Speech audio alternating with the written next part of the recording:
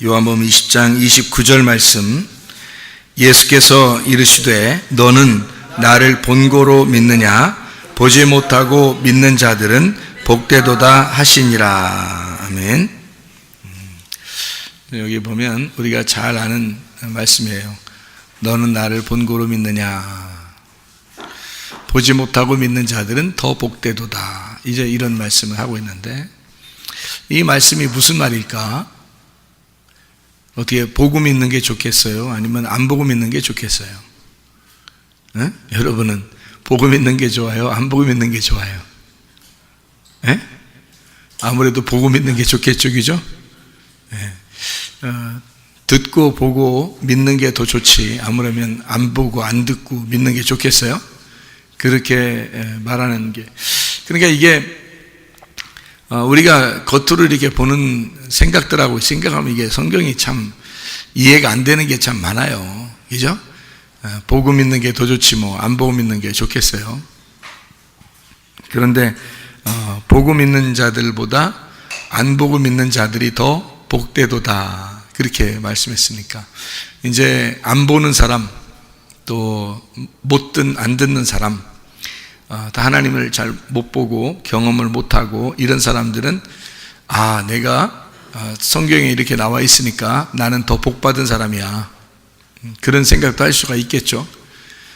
나는 안 보이고 안 들리니까 나는 복받은 사람이야. 그러면 반대로 보는 사람과 듣는 사람은 그러면 아이고 나는 뭐 복 덜 받은 사람이네.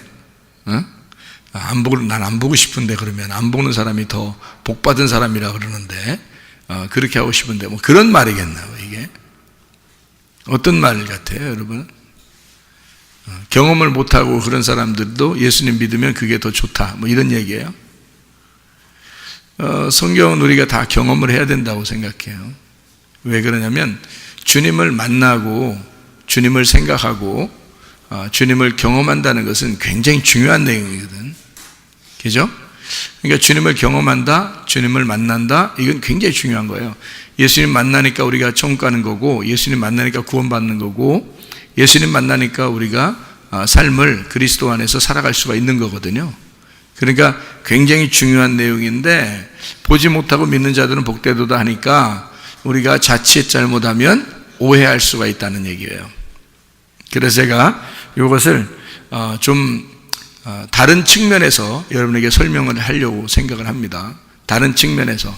어떤 측면에서 설명을 하려고 그러냐면, 보이는 것과 보이지 않는 것, 요거에 대해서 이렇게 설명을 하려고 생각합니다. 그러니까 보이는 것과 보이지 않는 것을 이렇게 설명하려면 어떻게 우리가 설명할 수 있느냐면, 이렇게 설명하면 돼요. 여러분은 아마 금방 생각해내기가 쉽지가 않죠. 그런데 이것을 보이지 않는 것, 보이는 것, 이것을 어떻게 볼 수 있냐면, 저 같은 경우는 이렇게 보는 거죠. 성경에 이 말이 써 있다, 그러니까 이 말을 갖다가 보이는 것과 보이지 않는 것, 이렇게 보면은 어떻게 성경을 보이게 되냐면, 율법과 은혜, 이렇게 보인단 말이에요. 율법과 은혜. 그러니까 율법은 보이는 거, 그리고 은혜는 보이지 않는 거, 이렇게 보이죠. 그러니까 행함이라고 하는 순종, 행함, 이런 게 보이는 거라면, 보이지 않는 믿음, 이런 것은 이제 보이지 않는 은혜, 이렇게 볼 수가 있는 얘기죠. 자, 그럼 요거를 어떻게 이렇게 나누어서 어떻게 볼 수 있느냐라고 하는 것은요, 이렇게 보면 딱 맞아요. 구약에 있는 사람들은 다 어디에 매여서 살았어요? 율법에 매여서 살았어요, 그죠? 구약에 있는 사람들은 다 율법에 매여 살았어요. 그럼 율법에 매이지 않으면 어떻게 될까요? 율법에 매이지 않으면, 율법에 매이지 않으면 자유하죠. 그죠? 율법에 매이지 않으면 자유합니다. 그러면 구약에서는 율법에 매여야 돼요? 율법에서 자유해야 돼요? 구약에서는 율법에 매여야 돼요. 구약에서는 율법에 매여야 돼요. 그러니까 구약에서 율법에 매인 사람들이 어떤 사람들일까? 어떤 사람? 구약에서 율법에 매인 사람들은 어떤 사람들일까? 그럼 매이지 않은 사람은 어떤 사람일까? 구약에서 율법에 매이지 않은 사람들은 누굴까? 바리새인들이에요.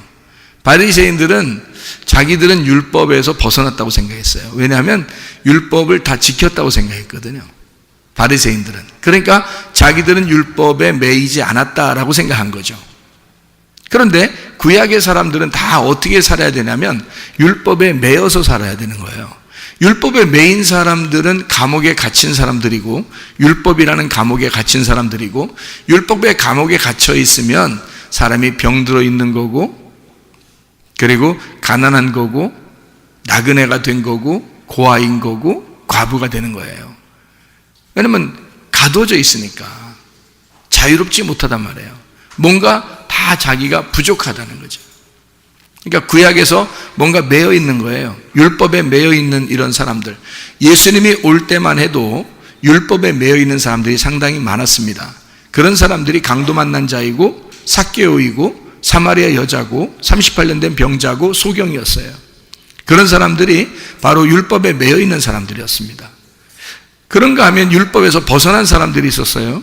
그게 바로 바리새인들이었습니다. 그러니까 자기들은 율법에서 벗어났기 때문에 자기들은 눈을 떴다고 얘기한 거예요. 요한복음 9장의 실로암 목가에서 예수님이 실로암 못에 있는 소경을 눈을 뜨게 해주죠. 눈을 뜨게 해주면서 예수님이 뭐라 그래요? 눈 뜬 놈은 눈 감은 놈이다. 눈 감은 사람은 눈 뜬 사람이다. 이렇게 얘기하잖아요. 그러니까 눈 떴다 그러니까 죄가 그대로 있는 거고, 눈을 감았다 그러면 죄가 없느니라. 이렇게 말하죠. 그러면 눈을 떴다 그러면 죄가 있다는 말은 빛으로 말하면 어떻게 해요? 어둠이에요? 빛이에요? 어둠이죠. 눈을 네가 떴다 그러니까 너희들은 죄가 그대로 있다. 그러면 어둠이다 그 말이고요. 눈을 감았다, 소경입니다 라고 말하는 사람은 어때요? 예, 빛이에요. 그 사람들은 눈을 떴다, 죄가 없다 이렇게 말하는 거죠. 요한복음 9장에 말씀하는 그런 내용이죠. 예수님께서. 그러니까 이 땅에서 있는 사람들의 소경 이야기 뭐 이런 거하고는 완전히 반대 이야기입니다. 반대로 하늘에서 볼 때는 완전히 반대로 보이는 거죠. 그러니까 구약의 사람들, 예수님이 올 때만 해도 예수님이 십자가 못 박혀 돌아가시기 전에는 다 구약의 사람들이죠. 구약의 율법에 매여 있는 사람들이란 말이에요.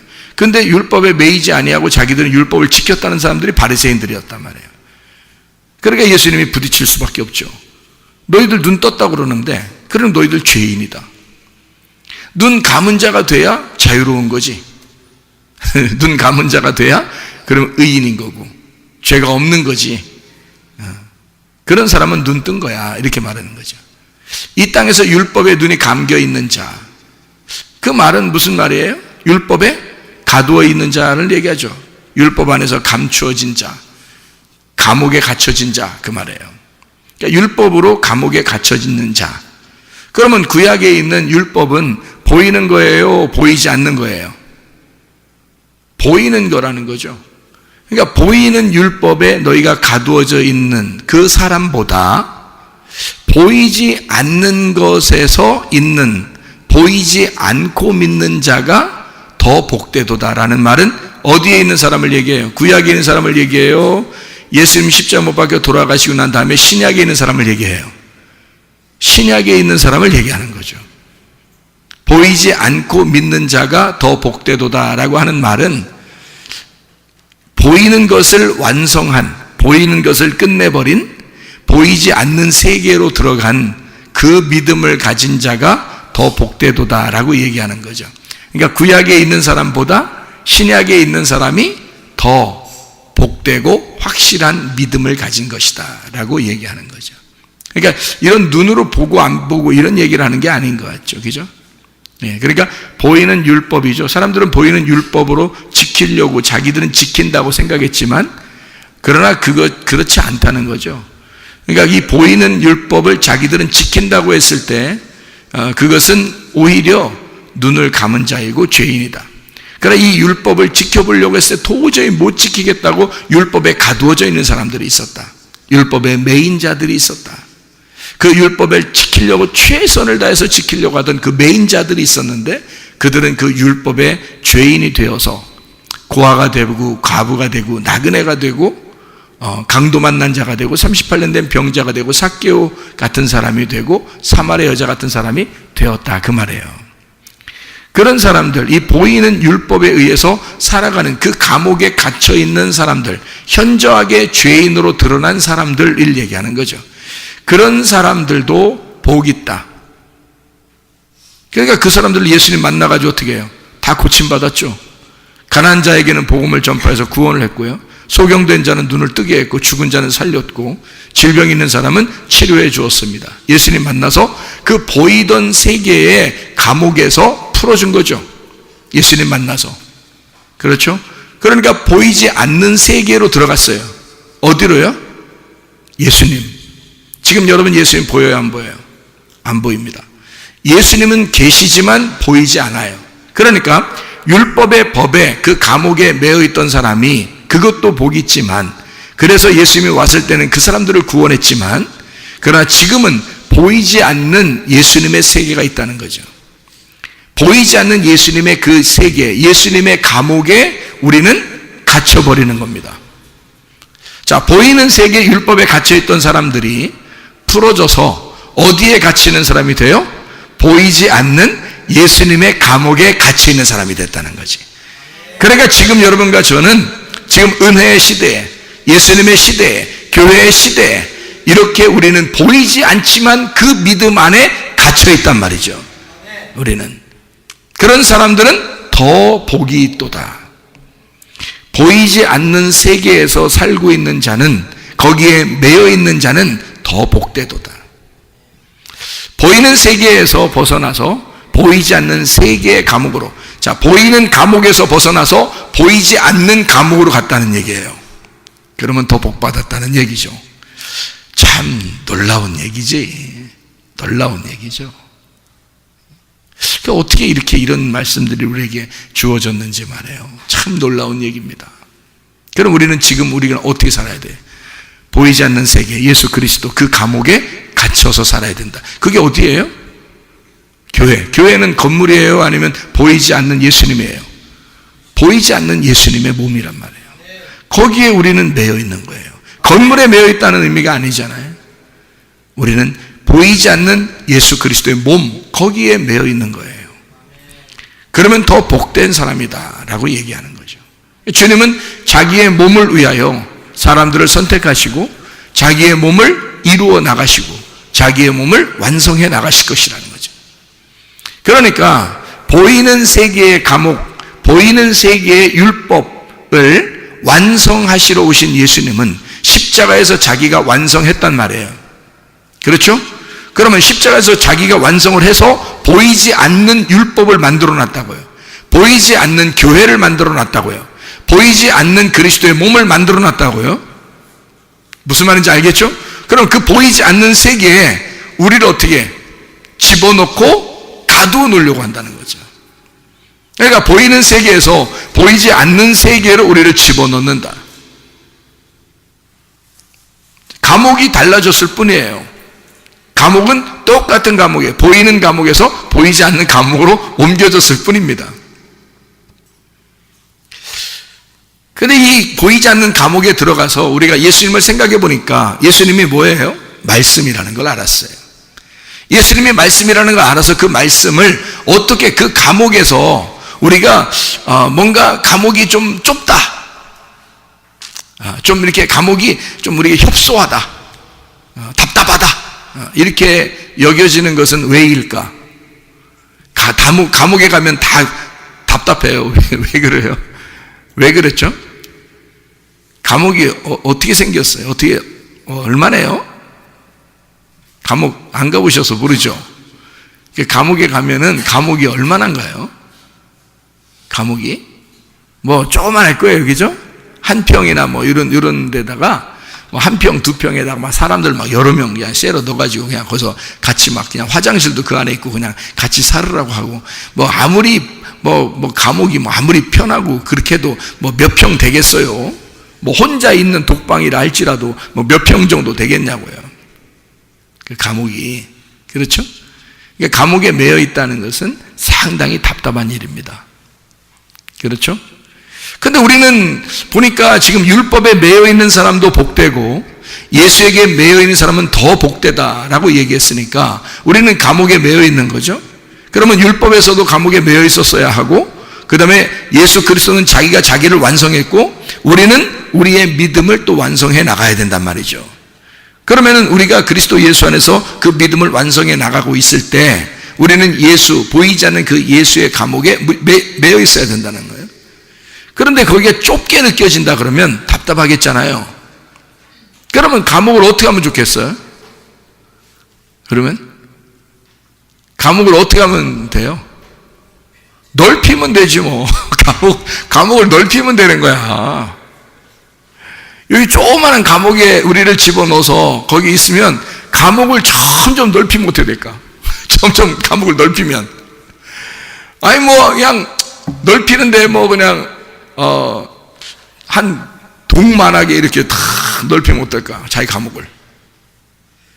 그러면 엄청 넓어지겠죠? 그러면 더 넓힐까 그냥?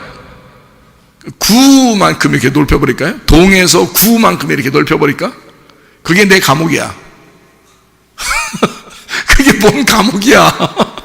근데 구만큼 넓혔는데 더 넓혀 그냥. 더 넓혀. 그래가지고 대전만큼, 시만큼 다 넓혔어요. 그걸 감옥이래.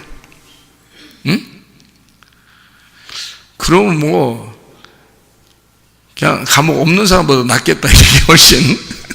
그죠? 동만한 감옥, 구만한 감옥, 시만한 감옥이에요. 감옥을 갖다 우리나라만큼 크게 감옥을 만들었다면 어떻게 될까?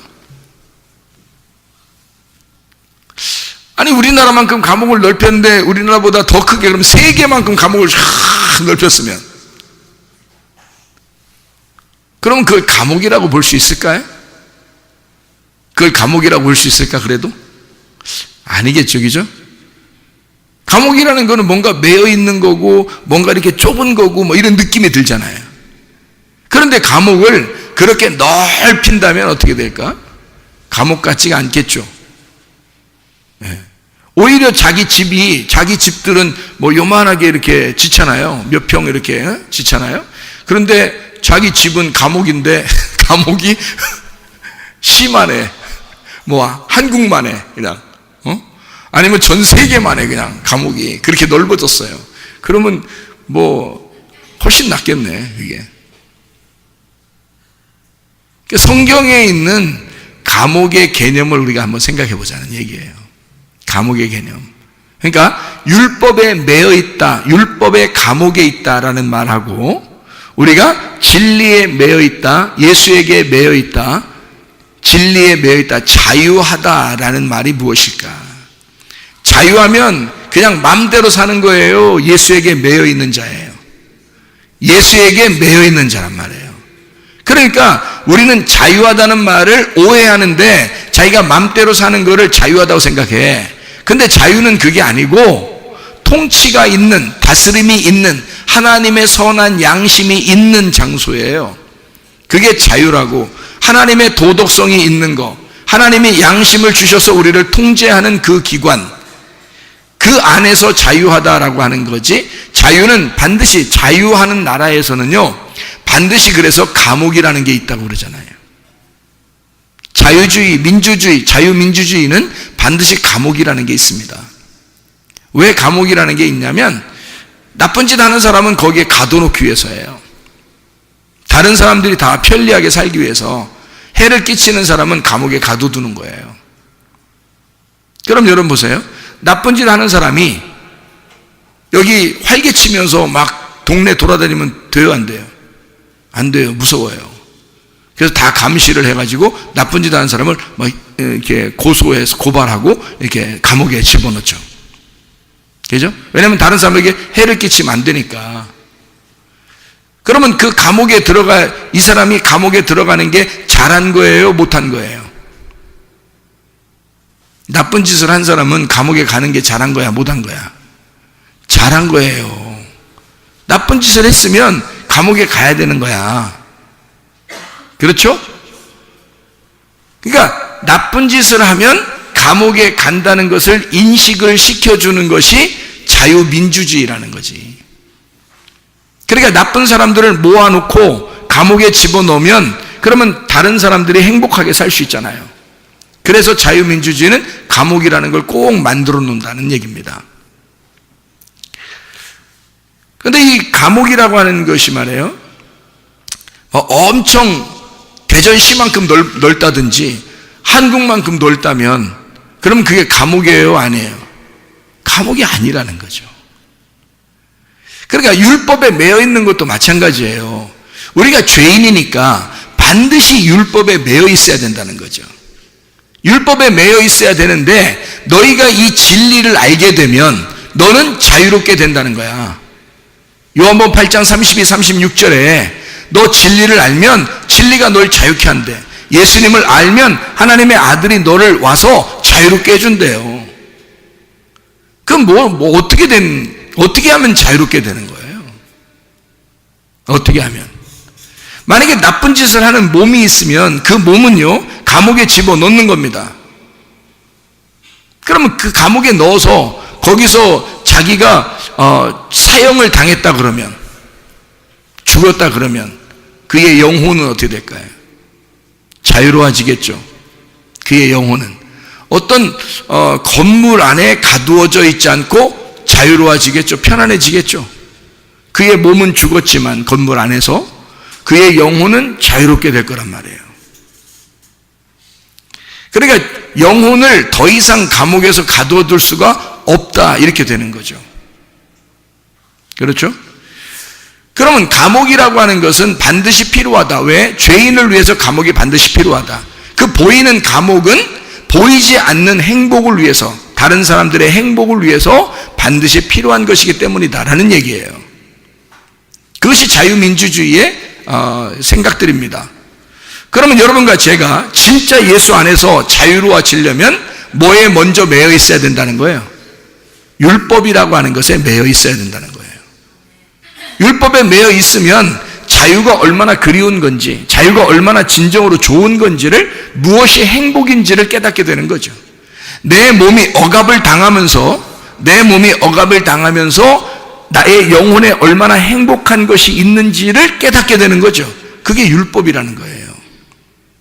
그래서 율법이라고 하는 것은 예수님이 올 때도 율법이 있었어요. 그래서 율법 안에서 자유로운 자들은, 자기가 자유롭다고 생각하는 사람들은 감옥이 필요 없다고 생각하는 사람들이었거든요. 근데 이 세상 보세요. 이 세상에 죄를 짓지 않은 사람이 있어요, 없어요? 없죠. 모든 사람이 죄를 범했으면 하나님의 나라의 영광에 이르지 못한다 그랬어요. 죄의 값은 사망이라고 그랬고, 그러면 이 세상 모든 사람은 죄를 짓지 않은 사람이 없네요. 그러면 다 어디에 들어가야 될 사람이에요? 감옥에 들어가야 될 사람이라는 거죠. 무슨 말인지 알겠어요? 보이는 그 감옥에 내가 들어가야 될 사람들이라는 거죠. 죄인이니까. 그러면 보이는 그 감옥에 내가 들어가야 될 사람들이면, 들어가면 어떻게 되는 거예요? 잘한 거라는 거죠. 만약에 안 들어가면 자기가 자기의 행복을 깨뜨리는 거예요. 근데 그 몸이 감옥에 들어감으로써 자기의 육체가 억압을 당하는 거죠. 그러면 영혼은 자유하게 된다는 거죠. 그러니까 우리는 율법이라는 감옥 안에 반드시 잡혔어야 된다는 거예요. 그 율법의 감옥에 잡혀서 꼼짝 못하고 사는 사람이 38년 된 병자라고, 강도 만난 사람이라고, 사마리아 여자 가삭개오 이런 사람들이라고요. 그런 사람들은 소경, 이런 사람들, 자기가 억압당해서, 육체가 억압당해서 도저히 살아갈 수 없는 사람들이란 말이에요. 그런 사람들은 예수님이 만나가지고 율법에서 풀어주잖아요. 감옥에서 풀어준다고요. 너희들 소경이라고 하니까 눈뜨게 해줄게.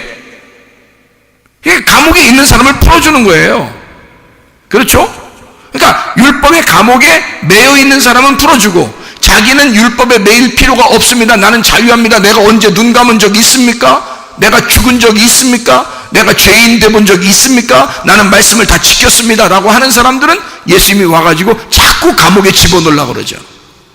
너 눈 떴다고 그러니까 눈 감은 놈이야. 감옥에 좀 들어가. 너 죄인이야. 감옥에 좀 들어가 라고 예수님 만나서 계속 감옥에 집어넣으려고 그러죠. 근데 감옥에 들어있는 사람들은 자꾸 풀어주려고 한단 말이에요. 예수님이 그러니까 율법의 구약의 감옥에서 보이는 감옥에 잡혀있는 사람들은 예수님이 풀어주려고 하셨다. 거기서 풀어주니까 어디로 들어가요? 보이지 않는 감옥에 들어가. 누구한테? 예수에게 꽉 매인 사람이 됐다는 거죠. 예수에게 꽉 매인 사람이 됐는데 예수를 알면 알수록 이제 어떻게 돼? 예수를 알면, 예수를 처음에 딱 예수에게 딱 매였는데 몰라. 예수를 잘 말씀을 몰라요. 그러니까 예수에게 매였긴 매였는데 예수를 잘 모르니까 감옥이 좁아. 예수님이라는 감옥이 좁아. 그러니까 답답하지.